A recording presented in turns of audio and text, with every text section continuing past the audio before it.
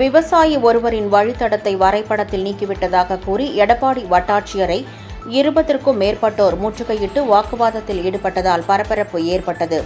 சேலம் மாவட்டம் எடப்பாடி ஒன்றியத்திற்குட்பட்ட வெள்ளரிவெள்ளி ஊராட்சியில் உள்ள வேப்பமரத்துப்பட்டியைச் சேர்ந்தவர் சண்முக அரசு.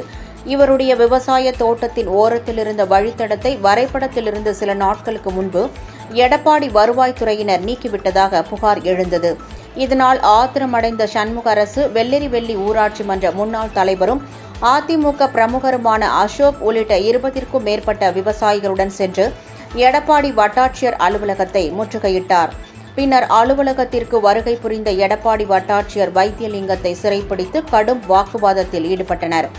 அப்போது அதிமுக பிரமுகர் அசோக் கடும் வாக்குவாதத்தில் ஈடுபட்டதால் கோபமடைந்த வட்டாட்சியர் வைத்தியலிங்கம் எடப்பாடி காவல்துறையினரை வரவழைத்து பாதுகாப்பு வழங்க கூறினார்.